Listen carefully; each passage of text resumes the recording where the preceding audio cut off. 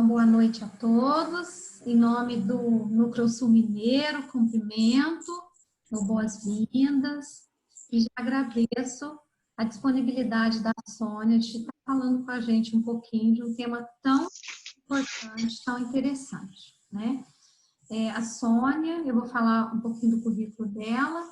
Sônia Maria Colle de Souza, é mestre em educação, pedagoga com especialização em educação especial, psicopedagoga clínica, tem uma atuação em psicopedagogia clínica e em saúde, coordenadora de cursos de pós-graduação em psicopedagogia, conselheira vitalícia da Seção São Paulo e membro do Conselho Fiscal da BPP Nacional.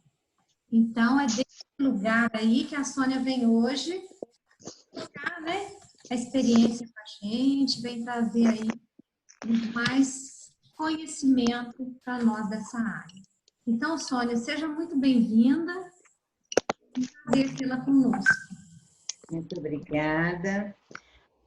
Muito obrigada pelo convite. Obrigada, Mônica Mendes, pela indicação do meu nome.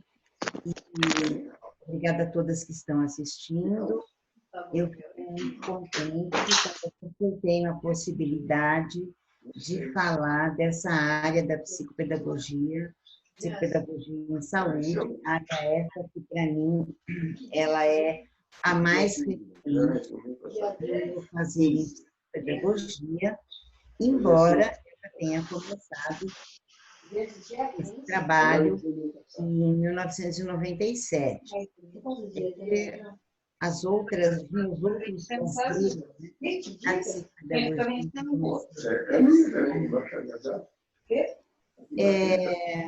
Só um instantinho, só um minutinho. Pessoal, tem algum vídeo aberto aí que tá retornando? Tá com o áudio aberto? 15!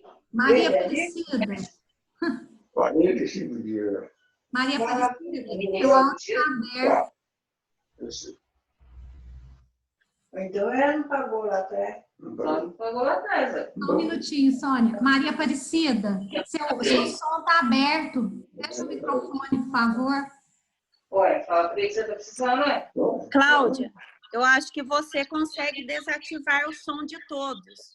Pois é, mas aí, bom, eu posso fechar todos. Já fechei, inclusive, mas depois fica... Se alguém quiser falar, tem que levantar o dedo. Então, vamos lá. Sônia, vamos lá. Aí.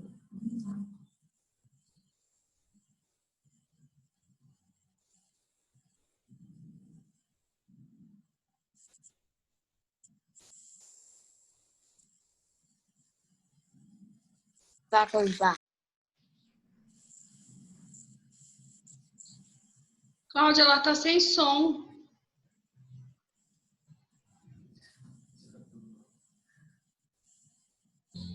Cláudia, ela está sem som. Pronto. Agora eu já estou com som. Tá, legal. Agora eu estou com som. Obrigada.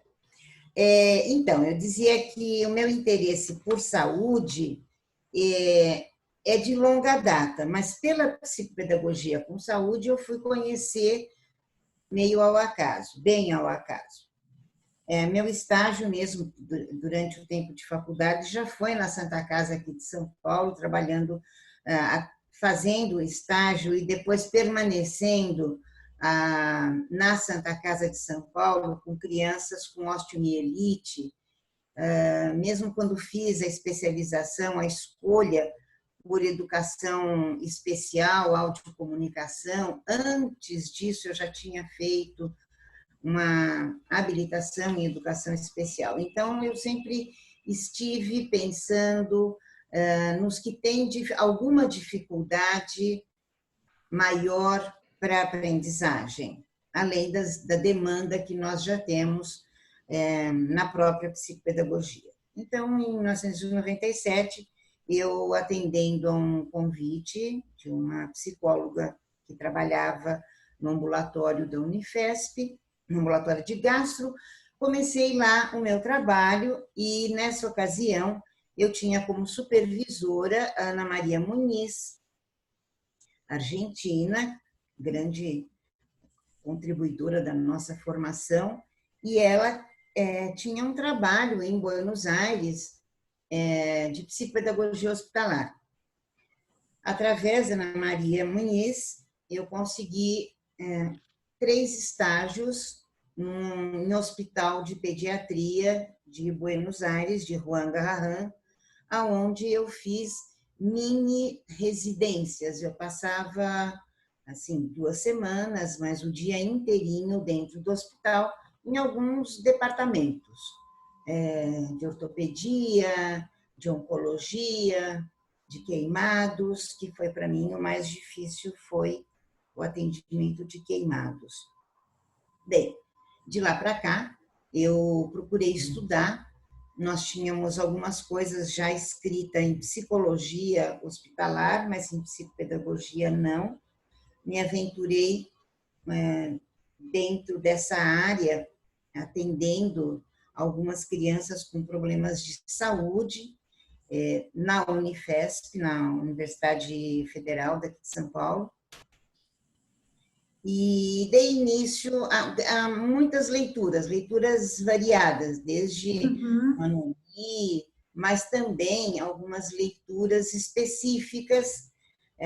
Eu fui encontrando várias referências que não da psicopedagogia. E acho que eu fui construindo um corpo para esta psicopedagogia em saúde.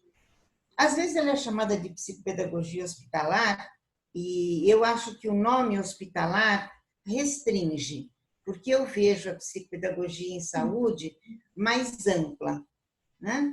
Então, eu vejo a psicopedagogia com várias possibilidades. A questão não é o nome que se dá, mas o olhar que se desenvolve e a maneira como nós vemos o corpo e o organismo do aprendente. Então, o aprendente tem a sua cognição, tem o seu afeto e tudo mais, mas ele está num corpo e ele está num organismo. E esse organismo fragilizado, né, ele traz consequências enormes neste corpo sensível, neste eu sensível, né?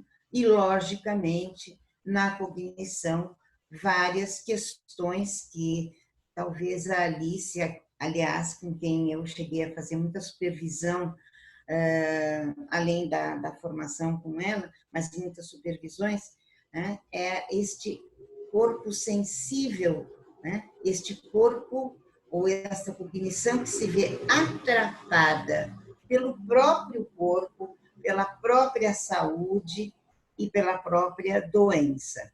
Então, mesmo no meu consultório, eu atendo em consultório e eu atendo em alguns locais específicos de saúde. Mas no meu consultório, além dos meus pacientes com questões da aprendizagem, eu recebo encaminhamentos de crianças que estão para ser reinseridas nas escolas após um tratamento oncológico ou um transplante, tratamentos que são muito invasivos e que debilitam, que fragilizam e que põem essa criança ou esse jovem, porque eu atendo também jovens, né, com as mesmas questões de saúde, põem numa situação de fragilidade onde eles vão ser reinseridos na escola depois de ter ficado um período longo em tratamento, tá? Eu preparei um PowerPoint pequenininho, só para ter alguns pontos para a gente citar. Então, Cláudia, se você puder compartilhar a tela.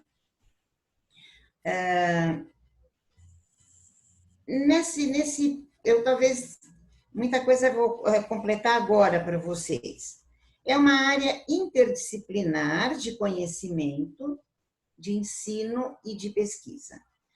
nós sabemos que uma das carências da nossa psicopedagogia são as pesquisas. Nós precisamos ter pesquisas na área da psicopedagogia. Eu acho que fica o cachorro atrás do rabo, né? Nós não temos pesquisas propriamente em áreas da psicopedagogia e há uma dificuldade em que se aceite as pesquisas em psicopedagogia. Eu hoje vou estar citando uma pesquisa pessoal, muito pequenininha. Apesar do tempo que eu já estou no meu trabalho em saúde, eu ainda tenho muito receio, né, de formular um pensamento. Eu acho que eu já formulo, sim, pensamentos, mas eu queria ter mais pares para discutir a psicopedagogia na saúde. A gente vai ter algumas palavras-chave, como vínculo, mediação, superação, autoconhecimento, humor e fé. Quando a gente fala em saúde, a gente tem que falar em fé. Em fé. Pode passar, Cláudia. Vamos para o segundo. Para mim, uma das questões fundamentais no fazer, em qualquer área, é fundamentação metodológica. É a busca de teorias, né? Essa busca de teorias que realmente suportem, contornem, que nos faça sair do achismo ou da intuição. Claro que nós usamos muito da nossa intuição, do nosso repertório de vida, da nossa carga horária de voo nessa vida, né? Mas a gente não pode ficar só nisso. A psicopedagogia, ela não pode ser só emoção, ela não pode ser só feeling, ela precisa ter um alicerce teórico forte.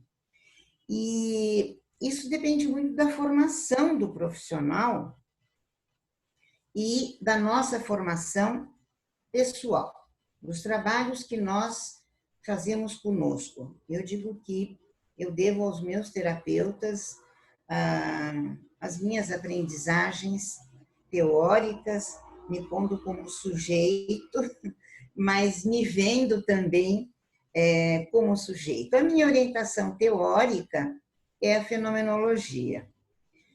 Eu sempre tive como um apoio pessoal a terceira força da psicologia, né? Então, antes de eu descobrir esse nome, parece quase um antibiótico, né? Fenomenologia. Às vezes, a fenomenologia, eu estava muito mergulhada no humanismo, né? Carl Rogers, Carcuff, a relação de ajuda. Eu acho que desse iluminar do humanismo é que eu chego à fenomenologia e fui estudar, fui me informar mais da fenô e vem a calhar muito com as coisas como eu penso, como eu vejo na minha vida. Muito o daqui para frente, muito o que eu faço com as coisas que estão acontecendo, né? Mas a questão da construção da relação de ajuda, apoiada tanto em Carcuff como em Rogers, né? Me ajuda muito na saúde. É muito diferente estar de um lado ou do outro nessa relação de ensinante-aprendente num momento de fragilidade de saúde, tanto para a família como para o sujeito, e a nossa postura, a nossa ética é uma ética de solidariedade. É uma ética de solidariedade, né? Ela é mais do que uma teoria em si, né? É uma postura, é um modo de ser frente ao outro sofredor, ao outro que sofre, até mesmo numa situação paliativa, que eu convivo muitas vezes. Agora eu desenvolvo um trabalho numa casa de apoio a crianças transplantadas cardíacas, transplantadas e retransplantadas cardíacas.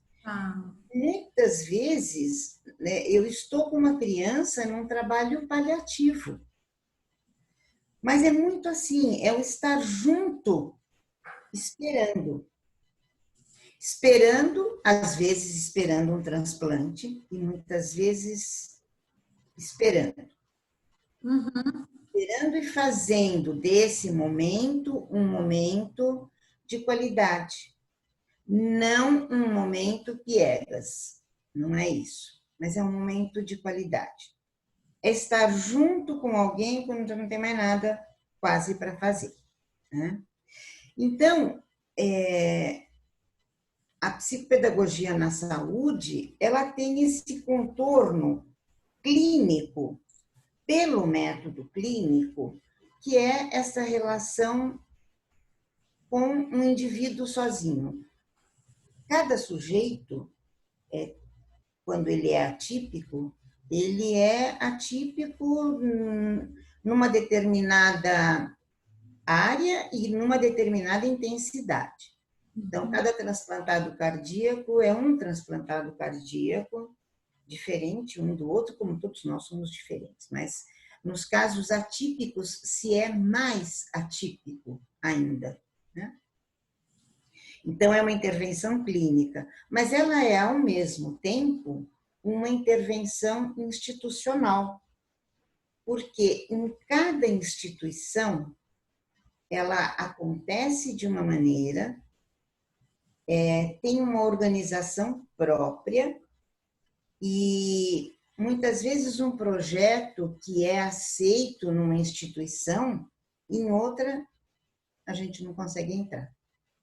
Aliás, eu acho difícil mesmo a gente conseguir entrar na área da saúde. Ainda está muito difícil. Eu tenho uma expectativa, né, de ver ainda a psicopedagogia na saúde como eu vi a psicopedagogia entrar na educação e na aprendizagem, porque quando eu estava na reeducação pedagógica, né, quando a gente entrou por essa aventura tão maravilhosa nesses 40 anos da psicopedagogia. Eu espero ver a psicopedagogia em saúde ser tratada com naturalidade, como hoje é a psicopedagogia clínica e institucional, escola, ou, como a gente viu maravilhosamente, colocado pela Valéria Rivelino, a psicopedagogia na empresa, né? Essas facetas da psicopedagogia. Então, eu tenho uma expectativa muito grande de ver assim a psicopedagogia na saúde. E ainda, como em todas as abordagens da psicopedagogia, né, os critérios são muito próprios de cada profissional. E essa pluralidade que nós temos de escolhas teóricas, eu acho que às vezes dificulta a própria identidade dos nossos fazeres.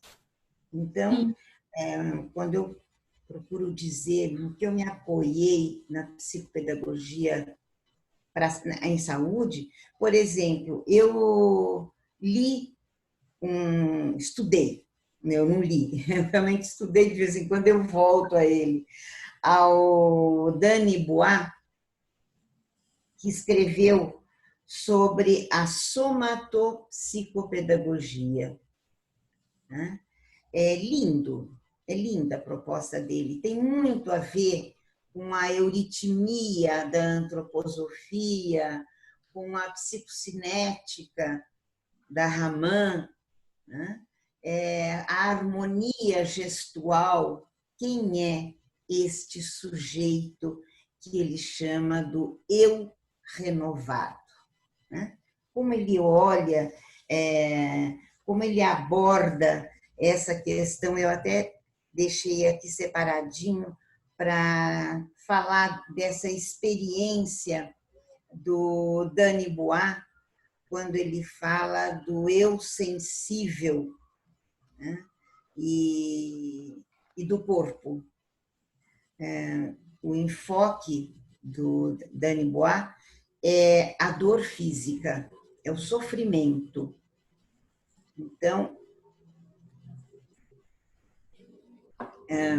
um sofrimento físico, é o sofrimento psíquico, né?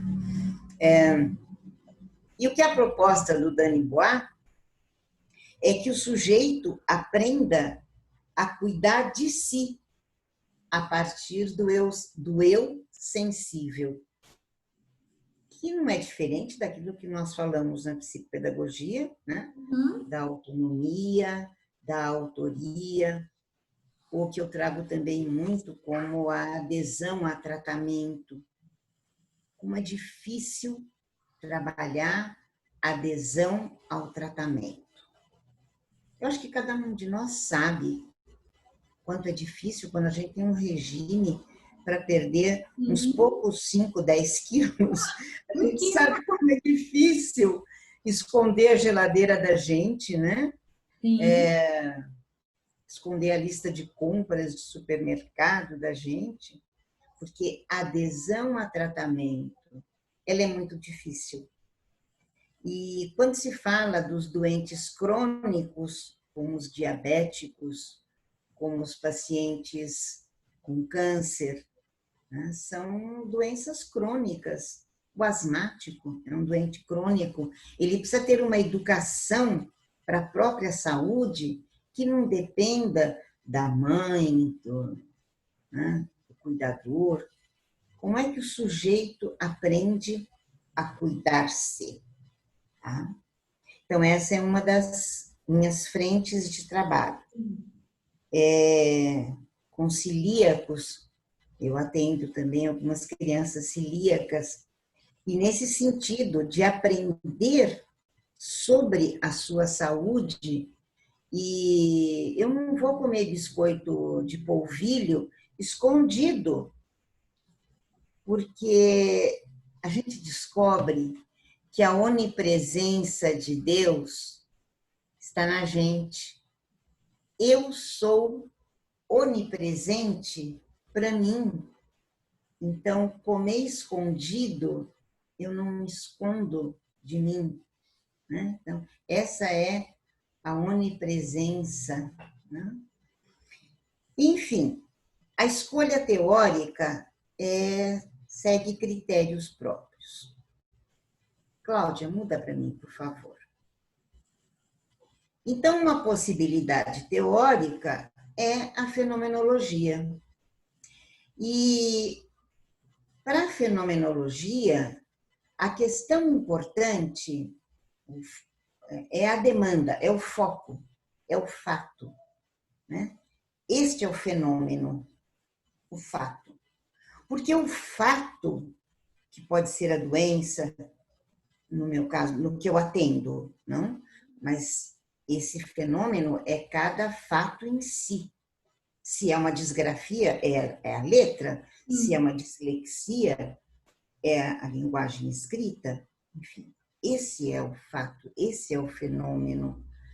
Para a fenomenologia, o fenômeno integra a consciência do sujeito à realidade do problema.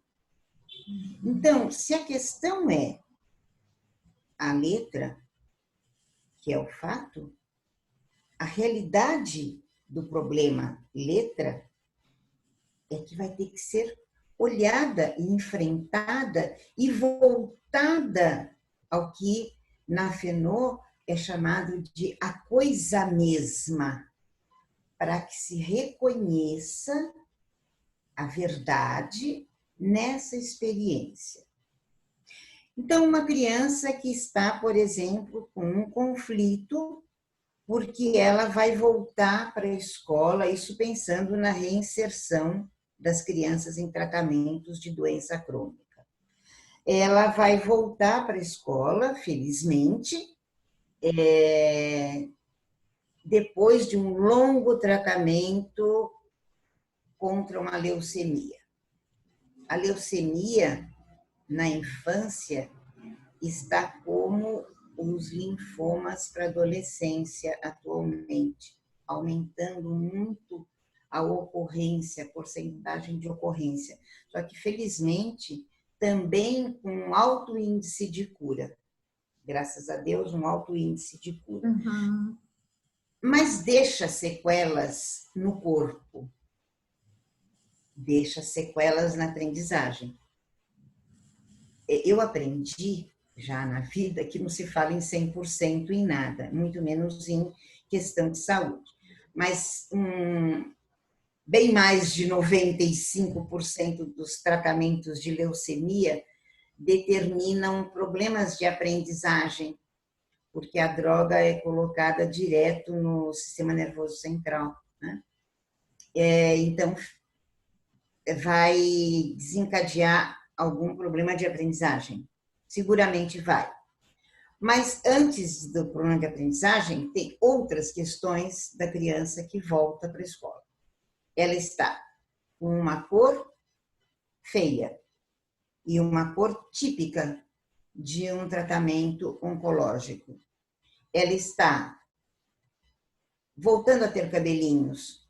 Ela poderá estar ainda inchada e ela vai para a classe onde as crianças vão, como disse uma criança que eu estava atendendo, já está bem, graças a Deus, falaram assim para mim: você não morreu? E eu disse para ele: e aí, você respondeu o quê? Eu respondi: eu sou um fantasma. Pois é. Então, a ingenuidade das crianças vai fazer isso mesmo. Você não morreu? Mas você vai morrer? Né? É uma ingenuidade, mas enfim. Porque fica uma fantasia. Toda hora está se lembrando do coleguinha que está afastado, né? Então, eu vou trabalhar com essa criança este fenômeno, o teu retorno às aulas, no corpo que você tem agora. Um cabelinho que está ralinho, mas que vai crescer, que vai ficar bonito novamente, com uma cicatriz de uma cirurgia, né? Marcas desse tratamento, e é esse o fato que a gente vai trabalhar. Então, na fenomenologia, é isto. O fato, o fenômeno, integra a consciência à realidade dos problemas, voltando-se sempre à coisa mesma, ao fato, na tentativa de reconhecer a experiência vivida. Vindo da fenomenologia, nós temos o existencialismo, né? Os dois andam de mão dadas. E dentro do existencialismo, nós temos o representante maior,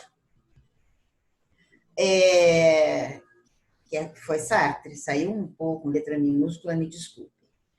E nesse pensamento tão concreto, né? E que vem muito de encontro, ou eu vou de encontro a esse pensamento. Eu acho que isso é muito regente na minha vida. Não importa o que a vida fez com você, importa é o que você faz com o que a vida fez com você. Eu diria que o existencialismo, né, tem o olhar contrário da psicanálise. Uma olha as causas ou as possibilidades lá atrás. E no existencialismo e na fenomenologia são as metas, é o para frente. Na fenomenologia tem essa característica. Vamos estabelecer meta? Qual é a meta? A meta é ficar bom. A meta é se curar. A meta é essa? Tá. Então, estabelecimento da meta está lá na frente. Tá. Vamos voltar um pouquinho. Para eu chegar lá, eu vou aonde? Eu vou aonde? Eu vou aonde? Tá? Então, a Fenô tem isto, a clareza do estabelecimento de metas. Tá? Na saúde, por que o apoio na fenomenologia?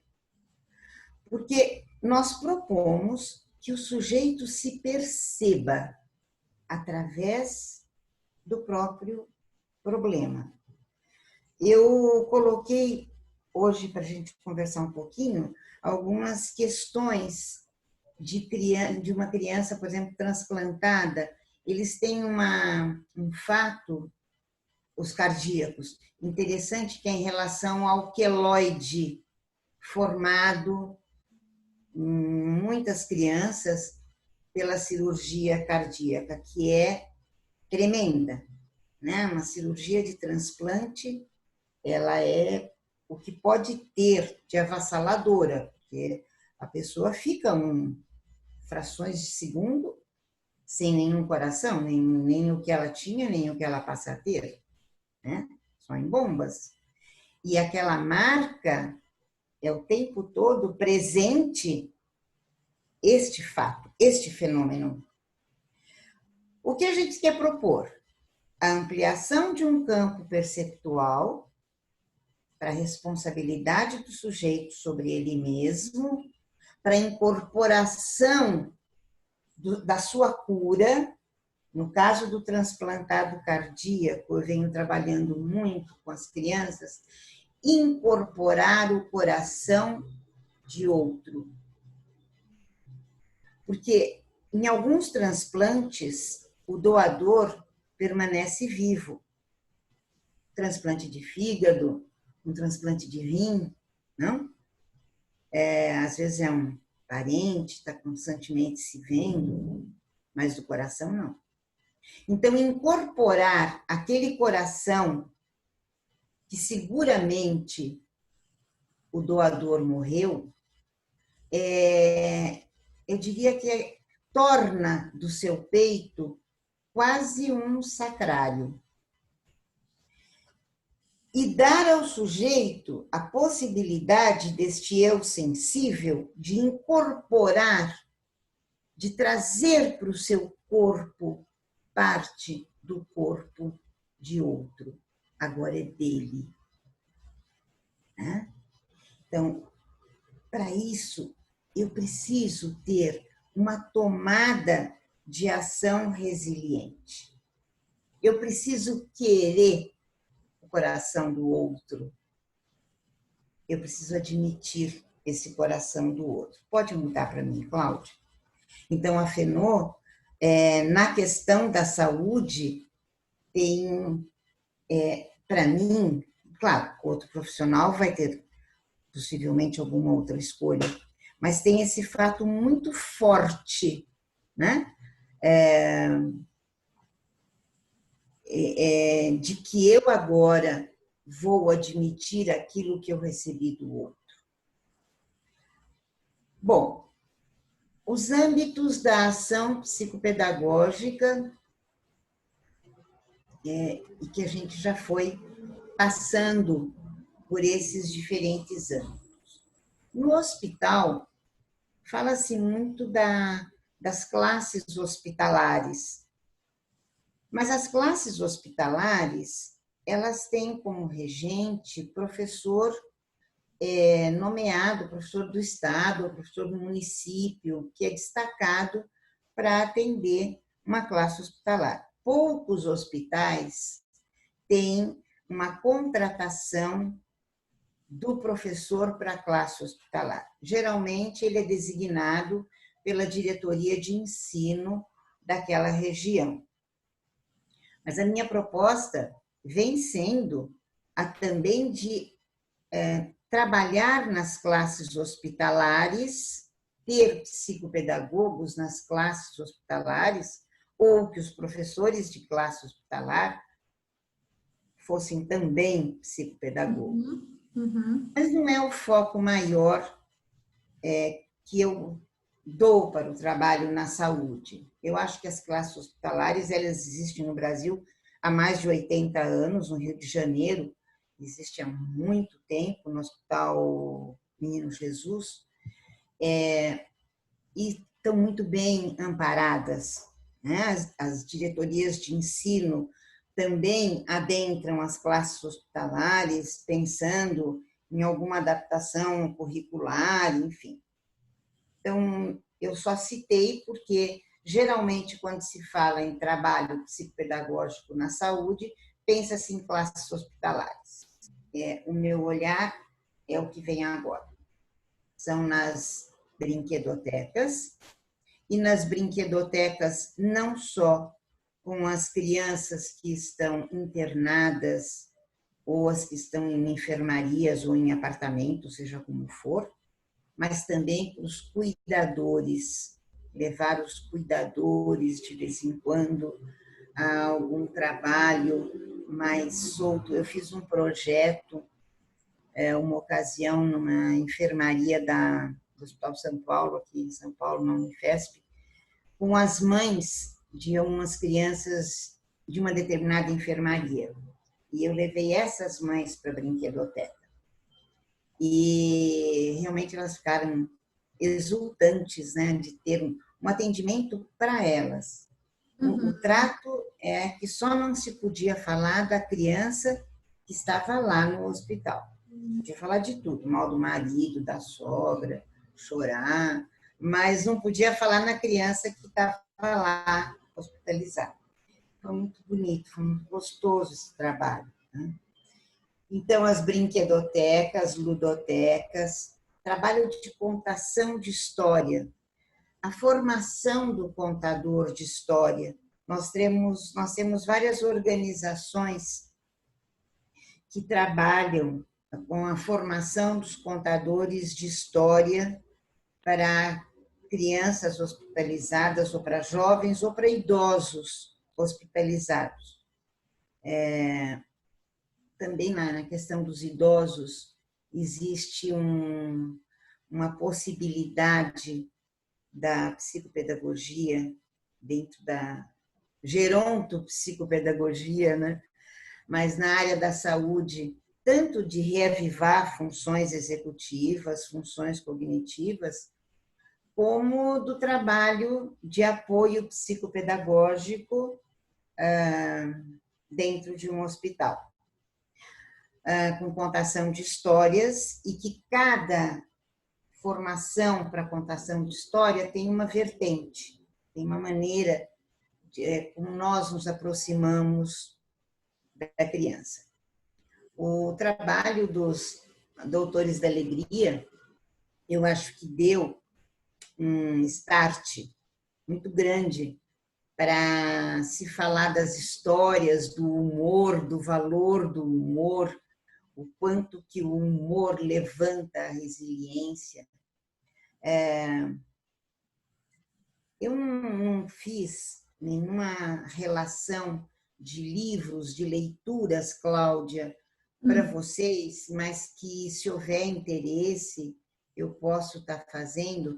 Tem um livro em espanhol que chama-se O Poder Curativo do Riso. O poder curativo do humor. É sabido que o riso proporciona o aumento de endorfina.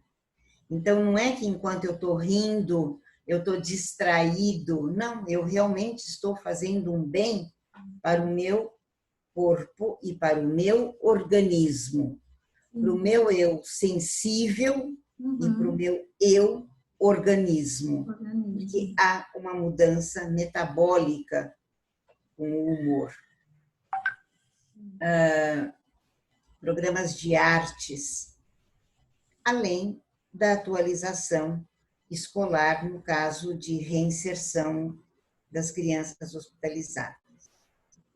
Casas de apoio, abrigos, em ambulatórios. Ambulatórios são as unidades agregadas a hospitais em que o paciente não fica internado, ele vai com uma frequência regular de uma vez por semana ou uma vez a cada 15 dias, enfim, para passar em consultas médicas e também para alguns tratamentos paralelos, como, por exemplo, psicoterapia.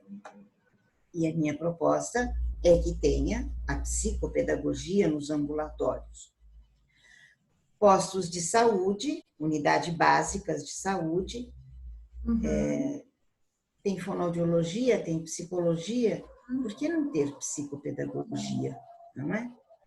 E nas clínicas pediátricas e ebiátricas. Ebiátricas é do adolescente, né? Além das clínicas psicopedagógicas. Nas clínicas pediátricas, o trabalho especificamente com asmáticos, então um trabalho psicopedagógico voltado para a saúde, para a higienização, né, para a prevenção, porque ele é um paciente crônico, ele é um doente crônico. Tá? Pode passar, Cláudia. Então, cada atendimento, cada sujeito, cada origem da onde vem esse sujeito, do tratamento que ele está fazendo, é que vai determinar as características da intervenção psicopedagógica, né? Então, isso é determinado pela saúde do sujeito, pela doença dele, pelos agentes que estão do hospital, se vão te autorizar ou não a entrar, que é lógico que no hospital é muito mais importante que estejam os médicos, os enfermeiros, que eu passei a admirar sobremaneira o trabalho de enfermagem, que é realmente quem está com o doente, quem acompanha o doente, né? Quem conhece o doente, fisioterapeuta, fono, esses vão entrar muito antes do que nós, né? São imprescindíveis. Mas eu acho que dentro do agregar valores, acho que a gente pode pensar nessa plataforma aí da psicopedagogia adentrando a saúde. E o que é sempre, é permanente em todos os atendimentos, é que haja uma relação vincular de ajuda, né? A gente está ali para o sujeito, tá? Sem nenhum ato de comiseração. Não é isto. Não é ter dó, absolutamente. É acreditar no que este sujeito pode se ajudar a fazer daquele momento um momento melhor, não o melhor momento, mas um momento melhor. Pode passar, Claudinha. Aí eu trago de novo os referenciais teóricos, e que eu já falei um pouquinho da psicologia humanista, centrada na pessoa, da fenomenologia, mas eu trago o conceito de salutogênese. A salutogênese, esse conceito, surgiu já há muito tempo, mas quem traz de novo na década de 60 é a antroposofia. E o que é a salutogênese? É estudar-se a origem da saúde. Não esperar o sujeito adoecer para se falar da origem da doença, para se combater a doença, mas muito mais falar-se do aprendizado para a saúde. E aí eu conheci uma médica chamada Elaine Marasca, que escreve um livro lindíssimo chamado Saúde se aprende, educação é que cura. É uma abordagem antroposófica, tá? Então, vejam, quando eu falei que o meu fazer em psicopedagogia é um patchwork teórico, né? E é verdade, é um patchwork teórico, é porque tem uma questão da psicologia, do humanismo, da fenomenologia, mas eu também entro por esse olhar holístico da antroposofia, né? Da somatopsicopedagogia, quer dizer, o olhar sobre o soma, mas o olhar pedagógico sobre o soma. E, claro, que o cognitivismo e as bases teóricas da psicopedagogia. Então, eu acho que a minha construção em saúde é esse plus que eu fui juntando, alinhavando, né? Conversando com diferentes pessoas, buscando supervisões que não eram da psicopedagogia na saúde, eu não estava encontrando ainda esses pares, mas para discutir coisas diferenciadas nessa linha que eu estou mostrando para vocês. E para dar uma ideia, talvez melhor, desse fazer, eu coloquei 2 desenhos de crianças que eu queria conversar com vocês agora. Claudinha, você põe o primeiro? Sim, sim. Espera aí que eu tenho que dar só uma encontradinha aqui. Tá.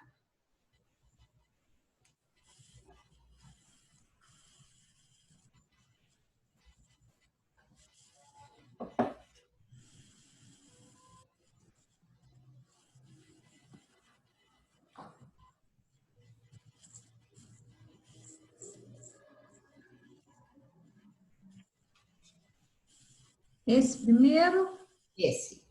Esse primeiro. Bom, essa é uma criança que eu atendi na casa de apoio. Deixa eu circunscrever essa casa de apoio. Nesta casa de apoio, há crianças cardíacas transplantadas e não transplantadas. Vêm crianças do Brasil inteiro, só não tem crianças de São Paulo. Porque exatamente a função dessa casa é acolher o paciente e um membro da sua família, geralmente a mãe. Tem que ser uma figura feminina, até para facilitar lá na casa. Às vezes, essa mãe vem com mais um filho, porque ela não tem onde deixar. Sim. E ficam na casa de apoio por semanas, às vezes meses, às vezes um tempo menor. E eu trabalho com essas crianças, um trabalho que pode ter uma continuidade maior ou não. Então, como a gente não sabe quanto tempo esse atendimento vai ter, a gente não tem claro a permanência do sujeito, cada trabalho em si, ele tem que ser encerrado, tá? Então, eu fiz um trabalho, uma pesquisa pessoal, que até vai sair agora nesse livro que a Associação Brasileira de Psicopedagogia vai lançar, comemorando seus 40 anos, que é um trabalho sobre o uso de desenho e de narrativas. O meu objetivo com esse trabalho foi a compreensão da construção subjetiva que a criança com doença crônica faz de si. Como é que ela consegue se construir subjetivamente e o que ela consegue falar sobre isso. Falar dos medos, falar dos anseios, né? Não que eu ache que o trabalho psicopedagógico aí vá ocupar o lugar da psicologia, não. Uhum. Vai ocupar o seu lugar, né? Nessa casa de apoio tem psicólogos também fazendo alguns trabalhos. No caso desse trabalho dos desenhos, esse desenho, o sujeito, um menino de 9 anos, transplantado cardíaco, ele foi transplantado aos 8 anos e 7 meses, e estava sendo atendido em psicopedagogia. Ele estava hospedado nessa casa desde a cirurgia, né, dos 8 anos e 7 meses, ele já estava com 9, então ele já estava há 6 meses, 5 meses, lá na casa de apoio, mora em Manaus, mas ele permanecia na casa de apoio por conta do controle pós-cirúrgico. Uhum. E eu, então, faço a proposta de fazer-se um desenho. E simplesmente a proposta é essa. Vamos hoje trabalhar com desenho? Você quer desenhar junto comigo? Você faz um desenho, eu faço um desenho, e depois a gente conversa sobre o desenho. Então, ele acabou esse desenho e não fala nada, ficou olhando para o desenho dele. Aí eu pergunto, o que foi que você desenhou? E ele então me diz, 2 meninos se equilibrando numa ponte. Cala e continua olhando para o desenho. Eu dou uma pausa e eu pergunto, e quem são esses meninos? Aí ele me mostra, esse, o da direita, sou eu. E esse é o menino que me deu o coração bom. No meu quarto, aqui na casa, tem uma luzinha para ele. Quando eu for para minha casa, o meu pai vai fazer uma capelinha para ele. E se cala. Aí eu pergunto, quer me contar mais alguma coisa? Ele diz para mim, acho que ele era muito bom, só. Eu dou um tempinho e pergunto, só mesmo? Aí ele me diz, quando a gente é bom, minha mãe diz que é bom de coração. Ele era bom. E aí ele fica muito quieto, introspectivo. E ele diz assim para mim, mas o meu coração teve que trocar. Aí eu disse para ele, o que você está querendo me dizer? Será, eu penso, que ele queria dizer, ou ele pensou, que quem é bom tem bom coração. Se o coração teve que ser trocado, não era bom. E, portanto, ele não é bom. Aí eu disse para ele assim, o que você quer me dizer com ter bom coração? Eu acho que a sua mãe não quis dizer coração, esse órgão que bate aqui dentro, que faz tum, tum. Não é desse coração que a mamãe estava falando. Esse órgão que está sendo tratado foi outra coisa. Eu acho que ela quis dizer que existem pessoas bondosas. É uma forma de falar.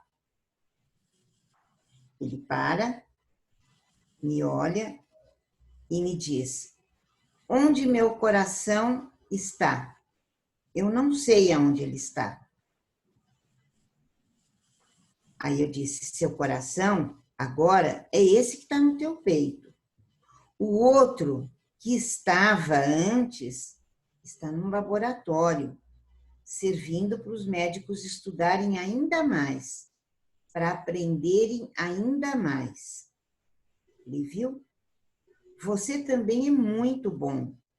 Você reconhece que o menino te deu um novo coração, para que você tenha mais saúde. Aí ele me corta.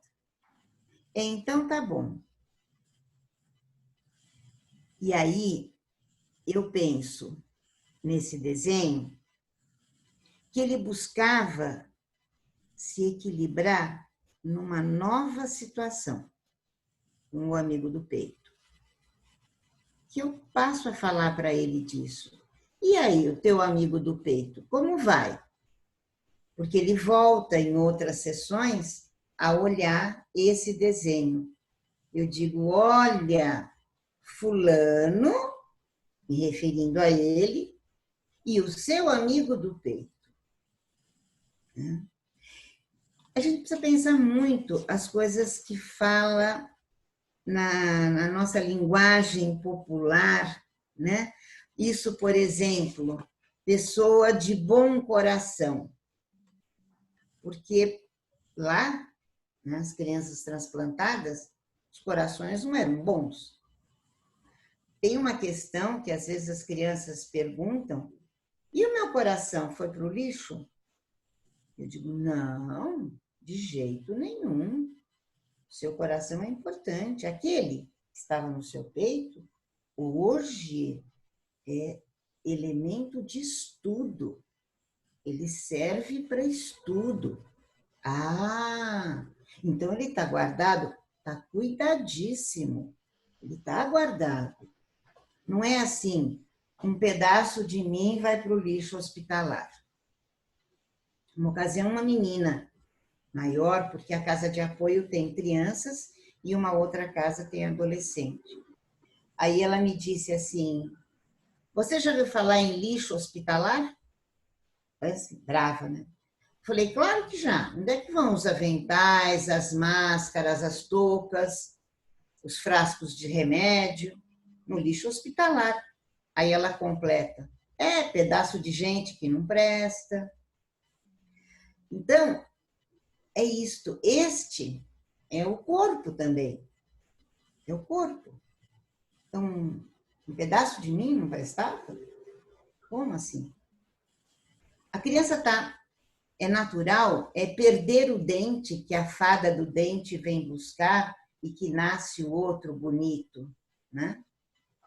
Essa é uma troca natural, é uma perda esperada, é uma perda que significa crescimento. Agora, trocar coração, ganhar um pedaço de fígado, ganhar um rim, não é uma troca do corpo. Não se vai para a retífica. Essa foi uma dificuldade que eu encontrei muito grande no trabalho com queimados, porque a gente, quando pensa queimado, pensa uma queimadura de um dedo, sei lá, queimou o bracinho. Você não pensa numa queimadura em que a pessoa perde o rosto, perde a boca, né? Ou outras coisas que tais. Eu, pessoalmente, tenho um pouco de dificuldade, um pouco, talvez eu tenha que me trabalhar mais, mas eu tenho dificuldade para trabalhar com queimados graves, né? Estagiei com queimados em Buenos Aires, mas eu confesso que é mais difícil, porque a gente não imagina, não aquilata o que a gente vai encontrar na ala dos queimados. Os ortopédicos, tem muito menino que caiu do skate, que caiu da bicicleta, está lá fazendo uma tração de perna, de braço, mas não são coisas chocantes como a queimadura, a mutilação da queimadura, a cicatriz da queimadura, que perdura muito. Uhum. Bom, passando então para o outro desenho, para a gente abrir para bater papo. Esse desenho, ele é numa sequência, mas que eu só coloquei esse, de uma menininha Ela fez um outro desenho, mas eu não coloquei, só coloquei esse último. É uma menina de 8 anos e 4 meses em tratamento oncológico, tratamento de leucemia, fazendo sessões de quimioterapia. E ela veio encaminhada para mim pelo médico que a acompanha no tratamento da quimioterapia. Então, ela tem uma irmãzinha gêmea e ela que desenha. Ela fez um primeiro desenho e depois ela fez este aqui, que eu queria ressaltar a importância do humor nesse desenho.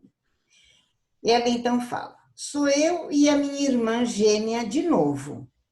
Mas aí eu já estou de rabo de cavalo. Ela é a que está de roupinha azul.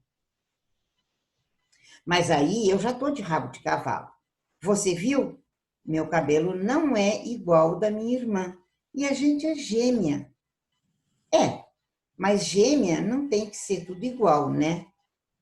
Aí eu digo: qual é a sua irmã? Aí ela me mostra, vestidinho roxo.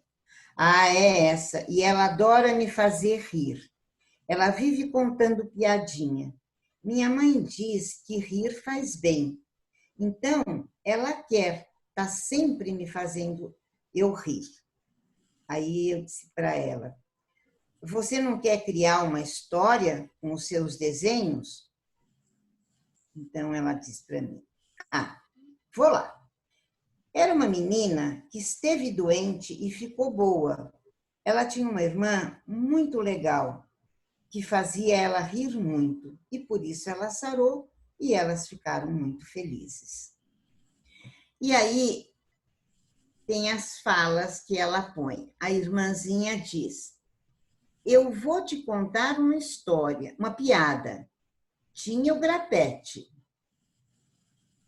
o foguete e o repete.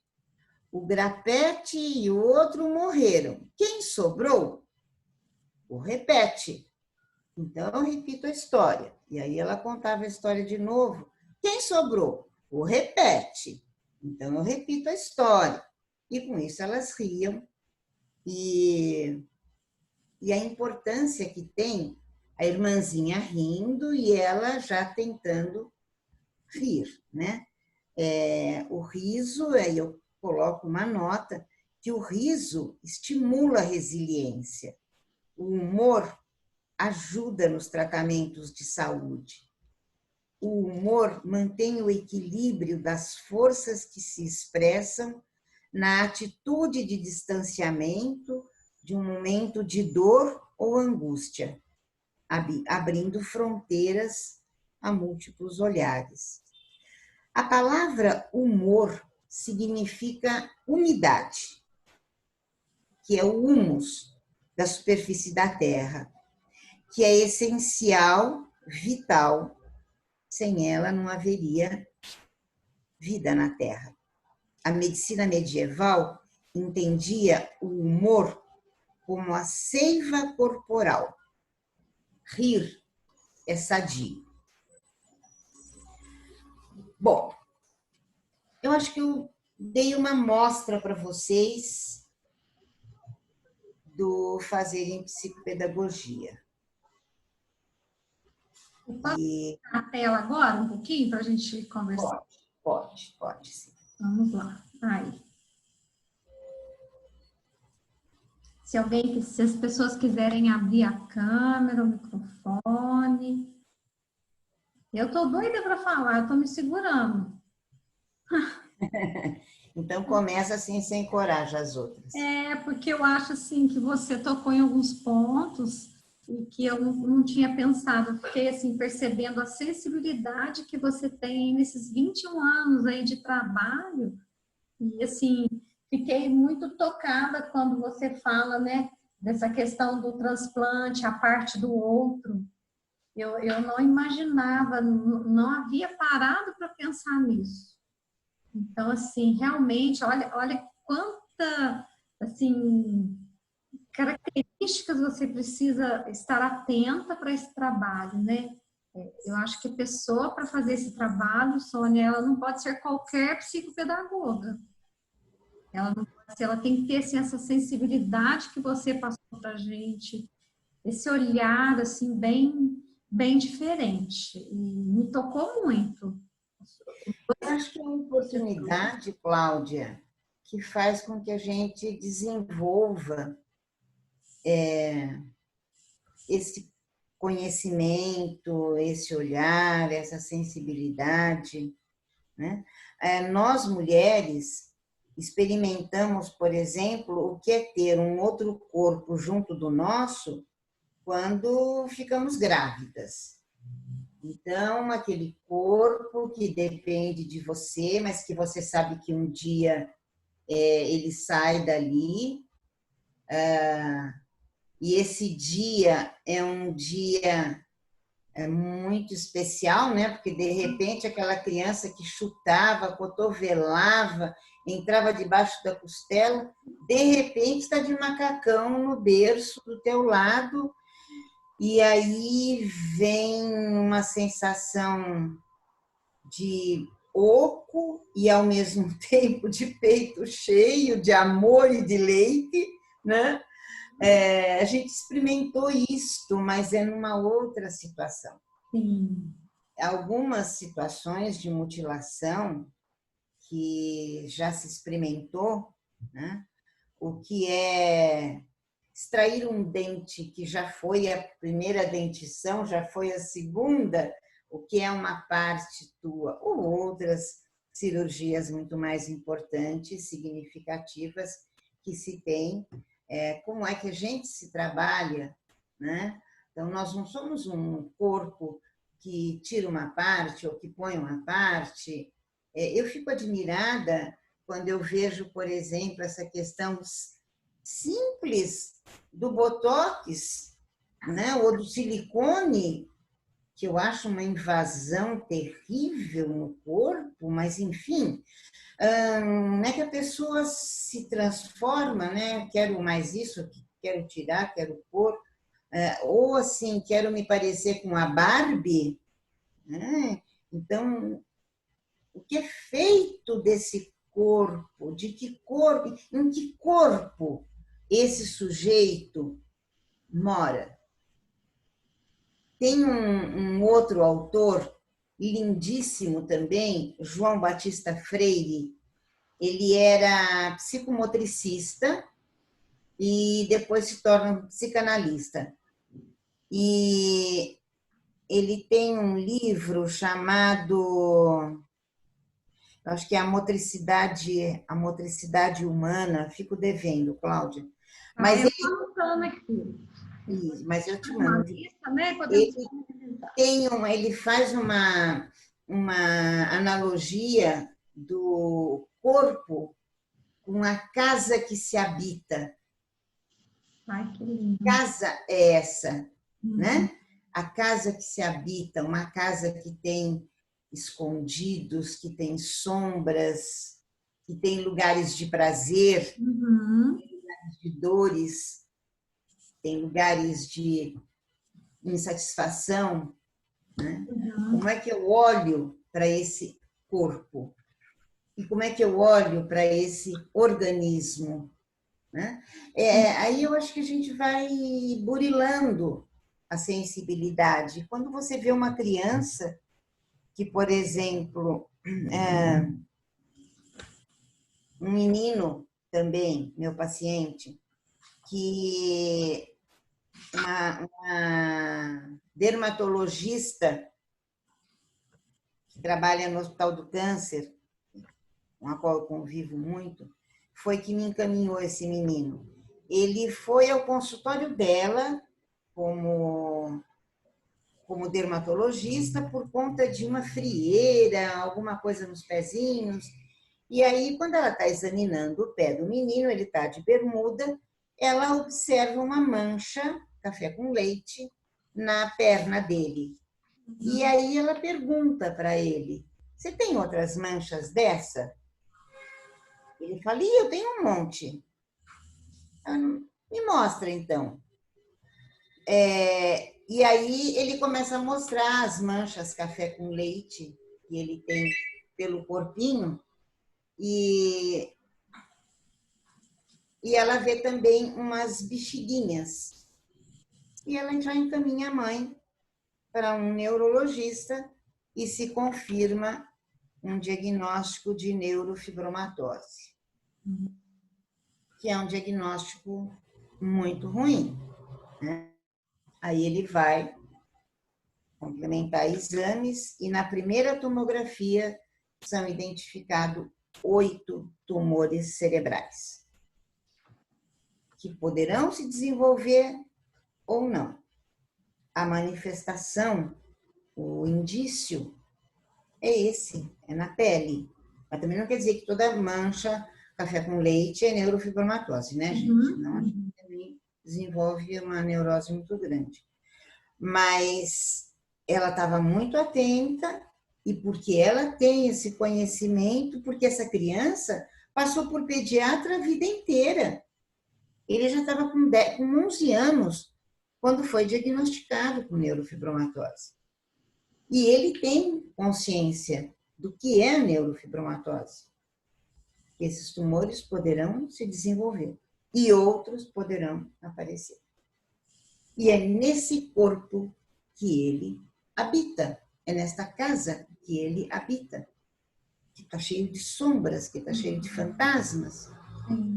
Óbvio que ele faz psicoterapia, que eu encaminhei para psicoterapia, claro, mas eu trabalho com ele, né? Então, são essas questões que a gente vai conhecendo e vai se aproximando, né? Que vai também nos sensibilizando. Mas a gente desconhece muita coisa, realmente. A gente desconhece. Gente, mais alguém quer fazer alguma pergunta? Abrir a câmera aí.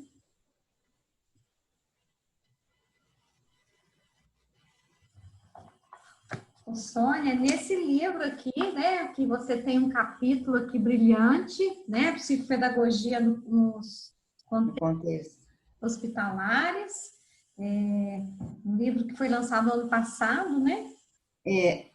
Eu tenho o primeiro capítulo nesse livro. E muito, muito bom. Então, aí eu fala, já né? procurei alinhavar um pouco a teoria, né?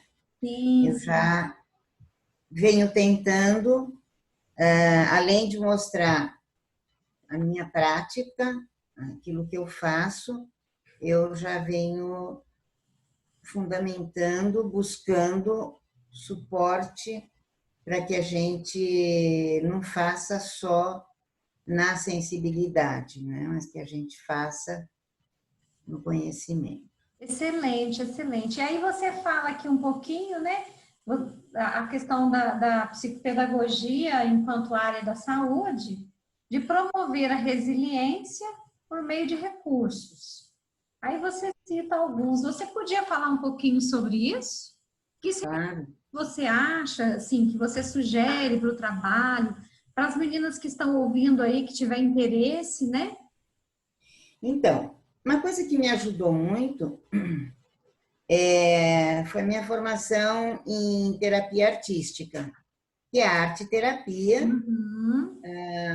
mas com a fundamentação antroposófica, né? Então, eu acho que o recurso da arte-terapia, a contação de história, a própria psicomotricidade do ponto de vista da psicocinética, do trabalho corporal, não só do trabalho perceptual, que também é dentro dos privilégios aí da longevidade, está eu ter feito Raman com a Simone Raman, né? Então, trabalhar com funções, hoje chamada funções executivas, já era uma proposta que era feita dentro do Raman, nas questões perceptivas, perceptuais, consciência perceptual, E nessa consciência perceptual tem a consciência do próprio corpo, né? Então, eu acho que a arte, em especial, ela favorece o desabrochar, as possibilidades da resiliência. A arte enquanto um todo, seja a arte, as artes plásticas, o desenho, a pintura, a linguagem escrita, a dramatização, né? Então, recursos do psicodrama, eu fiz a formação com Alicia Romanha, do psicodrama pedagógico, também datando já um tempo, e eu acho que no psicodrama pedagógico a gente tem sempre a busca de um esquema, né? A concretude de um esquema, depois do espaço dramático. Também eu acho que ajuda muito a construir esquemas, né? São sempre as maneiras de se pôr para fora e daí poder olhar. Eu ponho para fora e aí eu olho aquilo que eu estava hospedando, que podia ser uma angústia, que podia ser, mas de numa outra maneira de ver, né? Eu queria falar um minutinho. A senhora, boa noite, eu sou Jaqueline. A senhora estuda antroposofia, não é isso? Fiz tudo também. Então, eu tenho um livro que eu gostei muito. É lindo! Pedagogia Curativa. Aqui é um livro que tem uma nova proposta, porque eu também vejo as coisas de uma outra forma, meio diferente. E o Rudolf Stein, eu tenho muitos livros que eu gosto dele. E esse livro tem uma proposta, a senhora está falando aí do psicodrama, né? Tem uma dança aqui que eu achei super interessante, né? Eu acho que a senhora conhece. Já ouviu falar? Sim, sim. E ele tem uma nova visão do nosso trabalho. Não, aqui está pedagogia, mas se usa também na psicopedagogia. Então, é uma visão super diferente de atribuir a psicopedagogia. Então, eu recomendo, né, aqui, a leitura. Não são para todas, porque cada um tem uma vertente, né? Mas eu me emocionei muito com a fala da senhora, né, em relação ao estudo do desenho da criança, essa visão sensível de ter da nossa profissão, né? De desenvolver esse lado, que é essa sensibilidade em relação ao outro. Isso é muito importante. Então, esse livro, inclusive essa dança aqui em Pouso Alegre não tem, mas em São Paulo tem pessoas que dão curso é um tipo de trabalho com o corpo. É a euritmia. Chama-se euritmia. Isso. A euritmia, na verdade, não chega a ser bem uma dança. São movimentos rítmicos feitos com o corpo, né? Feitos de corpo inteiro, que se assemelha muito ao que eu disse para vocês desse livro aqui do Eu Renovado, que é do Denis Bois. Ele põe assim, não é à toa que ele põe aqui na capa,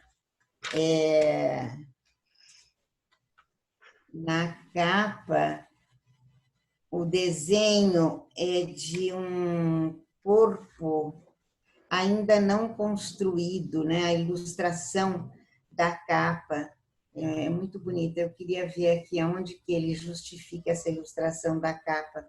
Mas, enfim, o Eu Renovado tem muito a ver com isto. Na Itália, nós temos um museu que tem são estátuas que não foram terminadas. Então, parece que o corpo está saindo da pedra. É maravilhoso ver. Eu acho que foi em Firenze. Essas estátuas são de lá. Eu não sei de qual é. Eu não sei se é do... Eu queria encontrar aqui, se de repente eu ainda encontrar, ainda eu falo para vocês. É muito bonito todo esse olhar sobre os movimentos sobre a transformação que ocorre, né, no corpo. Bom, o Bois, ele criou uma terapia manual com estudos que ele fez de osteopatia. Eu não vou encontrar agora, mas, enfim, ele já propõe aqui uma estátua que eu diria que ela não é do belo, já todo talhado, não, é uma estátua imperfeita, né? É uma estátua deformada, diria o outro. Eu diria que ainda sendo talhada. Então, o Rudolf Steiner foi um pedagogo que depois fez medicina e ele escreveu toda uma teoria, mas isso no início de 1900, 1915, 1920, ele formula a teoria antroposófica e essa teoria deu origem à medicina antroposófica, que também é toda holística, né? Com as medicações, a indicação da alimentação antroposófica. Eu fiz a formação de terapia artística na abordagem antroposófica. Foram 4 anos de formação. E aí a gente tem que passar por várias abordagens. Eles têm até uma linha terapêutica que é biográfica. É muito interessante, trabalhando com os setênios, né? A cada 7 anos, o que foi se passando na sua vida, como se você fosse passar a limpo um diário de vida. A antroposofia é muito bonita. Ela não pode ser não. Ela tem algumas questões muito ortodoxas, né? Que acho que às vezes não dá para a gente seguir tanto. E a própria pedagogia é muito bonita. Esse livro é interessante, sim, Jaqueline. Pedagogia da Waldorf é bastante interessante. Quem mais gostaria de me perguntar alguma coisa? Estou à disposição.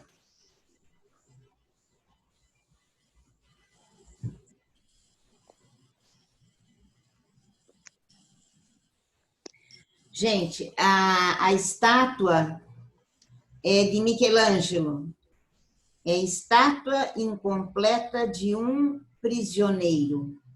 Verdade. É isso que eu vi. A senhora pode ver isso lá em Firenze, né? Onde tem o Davi. Então, a senhora entra dentro do museu, parece que elas estão saindo da pedra. Daí você trabalha com o teu corpo como se você estivesse libertando, sendo criado. É magnífica a sensação que dá. Foi uma boa escolha para fazer a capa desse livro. Depois a senhora passa para a Cláudia para a gente. Passo, sim. Eu anotei aqui o Eu Renovado, Dani Bois. A gente uma listinha das sugestões aí que vale a pena. Esse que você falou também, Jaqueline, vale a pena a gente colocar, né? Esse aqui que você está falando? Sim. É da pedagogia curativa. Ele fala muito, quer dizer, a pessoa tem que ter uma mente mais aberta. Porque de tudo a gente tem que tirar o que serve para a gente. Porque nem tudo, como a senhora disse, né? É uma coisa muito ortodoxa. E hoje a gente tem que ter uma mente aberta para trabalhar.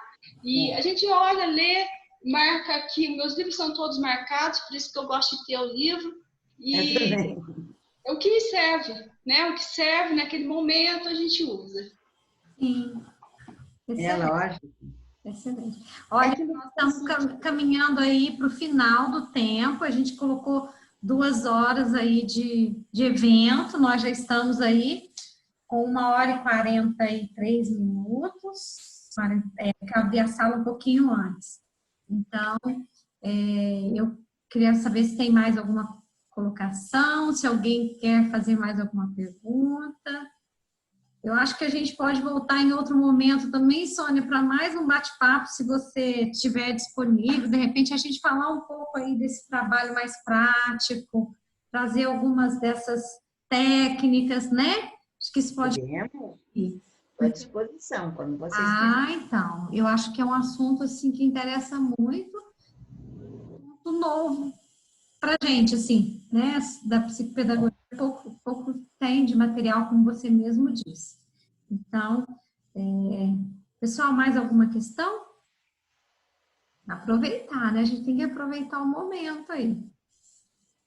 Bom, também nós temos contato com a Sônia, se alguém tiver dúvida, se alguém quiser depois entrar em contato, podemos estão à ter o contato, Sônia, se alguém... Claro, claro, Então, pode sim. então, Então, eu acho que a psicopedagogia em saúde ela ainda é tão desconhecida que a gente tem poucas oportunidades nos cursos de psicopedagogia de ter disciplina que aborde, né, o assunto, ou que fale até dessa possibilidade de fazer, né? Mas é muito novo ainda é muito novo, 20 anos é nada não fazer. Né? Vamos chegar lá. sim. Então, eu acho que nós vamos, então, caminhando aí para o fim, né? Agradecendo muito esse tempo que você nos dedicou aí dessa troca, né? De passar essa experiência sua. Confesso que abriu para mim um monte de coisas na cabeça que eu não havia pensado, acredito que para muitos também. A gente imagina, eu sempre imaginava lidar com a vida e com a morte, mas não nessa dimensão que você abordou aí. Então, assim, abre mesmo, nossa, muitos questionamentos. Para a vida. Sim. Para um monte de Eu vivenciei muitas questões aí de crianças com a questão da oncologia. Meu marido é oncologista, atendeu crianças muito tempo. Pois é. E assim, a gente acompanhou, eu vivenciava famílias, aquele sofrimento, mas a gente não imagina aí, né, esse outro lado que você colocou com tanta maestria.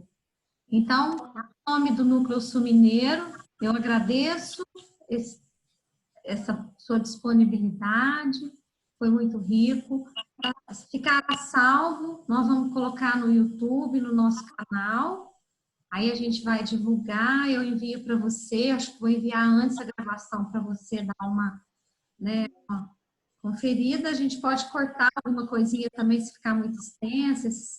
Pode ficar a seu critério, Cláudia. Mas eu acho que ficou excelente, excelente. Pode ficar a seu critério, pode gravar sim, não tem dúvida. Eu agradeço. E, o que eu fico muito agradecida é de poder divulgar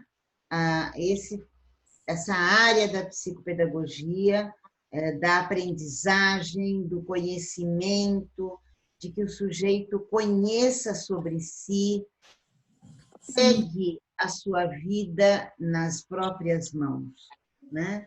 Para mim, essa é a questão da autonomia. Autorize a se pegar nas próprias mãos. Sim. Né? E eu agradeço muito a oportunidade, agradeço a vocês que me ouviram e contem que existe esse fazer em psicopedagogia. Tá? Cláudia, à tua disposição. E eu mando para você, então, algumas sugestões de leitura que eu citei. Sim, Pensando na Jaqueline, eu vou mandar também, Jaqueline, uma abordagem dos problemas de aprendizagem tratados sob a luz da antroposofia. Tá? Então, fica como uma sugestão também. A Mônica está aí com a gente. A Mônica, muito obrigada, Mônica. Mônica, uma palavrinha aí, acho que... Então, na verdade, eu fui e voltei dessa reunião acho que umas 30 vezes, Cláudia. Uhum. A internet caía, eu voltava. Mas, enfim, fui acompanhando, apesar de todas as interrupções, a fala da Sônia. Nós estamos sem a sua imagem, Mônica. Não sei se você fechou. Então, e agora eu não sei como é que eu volto. Deixa eu acabar de falar, depois eu tento. Mas eu tenho certeza que o relato da Sônia é muito rico, até para mostrar essa trajetória dela, né? E é isso que a gente sempre procura passar para o pessoal que entra para fazer uma formação, um curso, né, de psicopedagogia, e que a gente tenta mostrar a seriedade, né, do que é se tornar um psicopedagogo, a complexidade, o quanto a gente tem que estudar. Veja aí de todo o percurso teórico que a Sônia fez para poder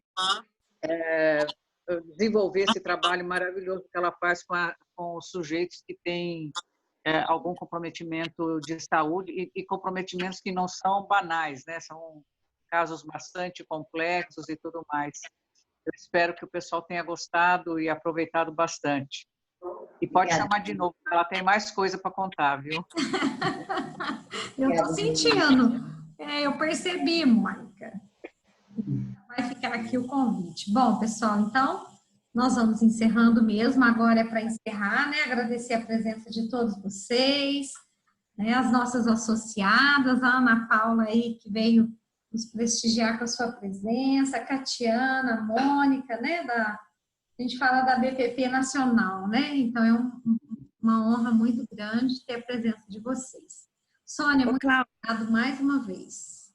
Oi? Cláudia, quanto tempo que tem aí? A gente tem aí uns 6 minutinhos. Ah, tá. 3 minutos? 6. Ah, mas a gente tem que... Então, eu quero parabenizar a Sônia, né, que trouxe todo esse contexto para nós.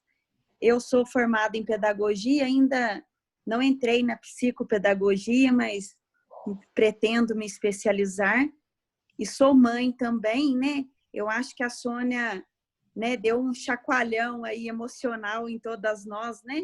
Porque eu trabalho em escola também, sou monitora da educação infantil e a gente se depara, né, com tantas mães de crianças não atípicas, de crianças, né, que têm toda a saúde e tal, e que ainda lamentam, né, da vida, de cuidar do filho, da vida diária e terceiriza até, né, a educação do filho.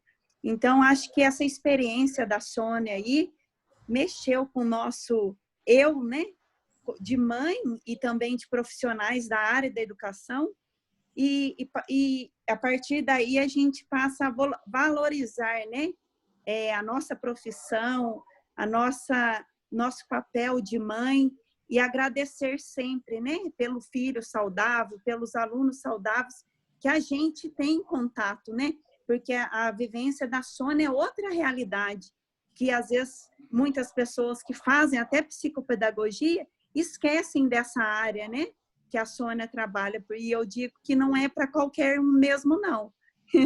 Eu fui para pedagogia, Sônia, porque não consigo mesmo encarar a área da saúde, sabe? Mas acabei agora me deparando com você, né, na psicopedagogia, enfim, voltado para a área da saúde, né? Quero te parabenizar. Ana Paula, a psicopedagogia na saúde não sangra, viu? Ah, sim. Não sangra. É verdade. Ela É isso bonita. aí. Boa noite e agradeço as belas palavras, né?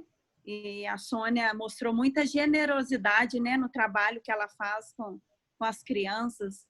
Foi fantástico ver os desenhos e foi, assim, algo emocionante mesmo, de ver como que a criança, né, tão inocente, consegue expressar o seu sentimento através de um desenho, né, Sônia?